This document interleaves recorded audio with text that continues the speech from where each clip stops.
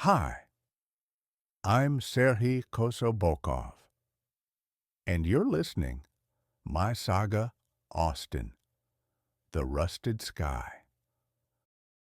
This is a journey into the silence of space, where old machines still whisper their stories. If you enjoy it, support the channel. Hit like, subscribe, and stay with us. Now, let's see what awaits beyond the ruins. Episode 2. First Steps on the Scrap Planet. Sylvie powered up the landing module. The metal hull thrummed, and a muffled rumble from the engines rolled through their helmets. The module undocked and drifted away from the Eventide. Inside, it was quiet. Fraser sat forward, gripping the control stick. Lane studied the instruments, all focus. Sylvie said nothing, her hands moving with exact economical motions across the console. She could fly both the ship and the lander remotely if needed, but the captain wanted the operation to look and feel human. Minutes later, fire bloomed outside, the atmosphere taking hold. Plasma licked the hull, windows washing in a sheet of orange. The module shuddered like a living thing. Everything nominal, Sylvie said, clipped and calm. When the fire curtain thinned, the surface of 75U came up fast, an endless sprawl of scrap fields, robot carcasses, rusted beams, ruptured hydraulic cylinders, broken cargo sleds. The world looked built out of wreckage. Sylvie picked a relatively clean patch. The lander leveled and dropped. The thrusters blew up clouds of iron dust. Through the haze, a slanted but serviceable pad showed itself. The touchdown hit solid, but controlled. Locks clacked. The module settled. Silence. "Welcome to the machine graveyard," Lane muttered. Austin didn't answer. His breath caught. Staring through the window, he felt a pressure rise in his chest, like something out there in all that dead metal was watching them. "Air checks out for breathing. Repeat analysis confirms safety," Sylvie reported. "Then let's move," the captain ordered. Latches thumped. The ramp eased open. Air pushed in, dry, almost scentless, with only a faint taste of oil and iron. Fraser rose. "All right, team. From now on, we're guests of 75U." He stepped out first, slow and careful.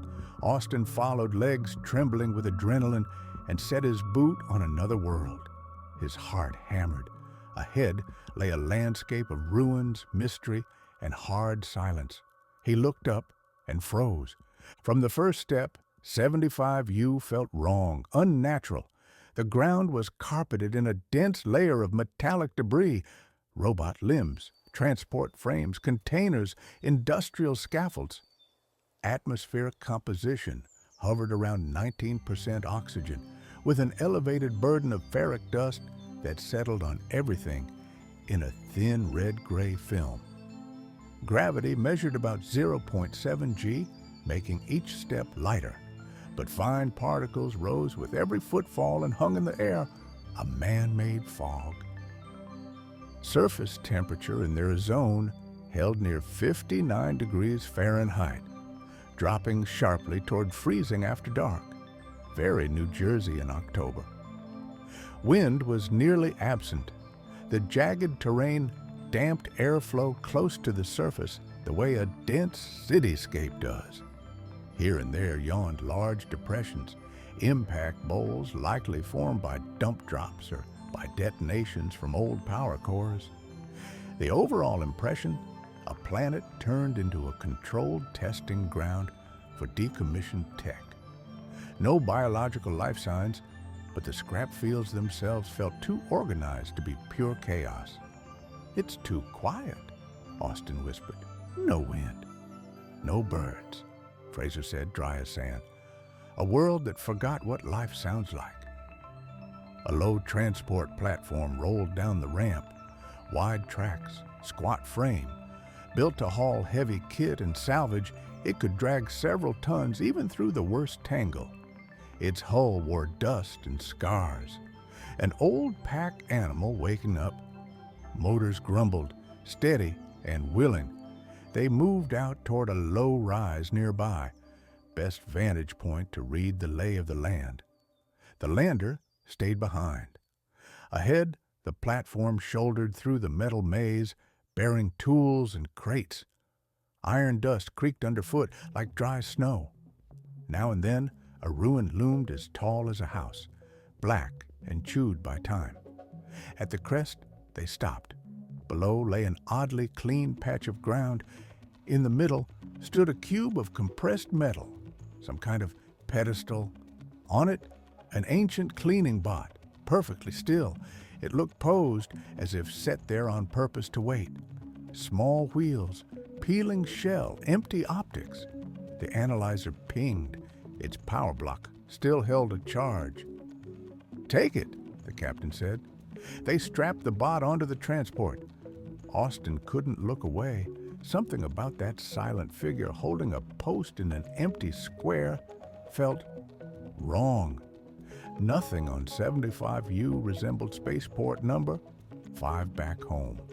There, the giant hangars were either the heart of human progress or the rim of a slum ocean. Austin's mother worked wherever they'd hire her just to keep them fed. He'd roam the alleys and market rows, ears full of engines clawing for the sky. His friends were Cosmodrome kids, born to dust and noise. They played among containers, pretending to be starship captains, really just little fugitives from a hard reality. He'd watched too many kids get pulled into crews or swallowed by street crime. His mother always feared he'd be next. By 13, the streets had him on the list, tossed odd jobs that weren't quite legal. He knew too much, too early. Then Captain John Fraser, his mother's brother, showed up, saw the haul the boy was in, and pulled him clear. That's how Austin boarded the Eventide, uncertain, full of doubts. But leaving the crush of the Cosmodrome for the wide quiet of space had been the start of his real life. "Look," Fraser said, squinting into the flatlands. In the distance ran a narrow line, a road, straight, cleared of debris, as if someone had spent years pushing the junk aside. Austin swallowed. Roads always go somewhere. If there's a road here on a dead world, something walks it. Thank you for listening. I hope you enjoyed this journey through the silence of space. Don't forget to support the channel, like, subscribe, and share it with a friend. We'll meet again very soon.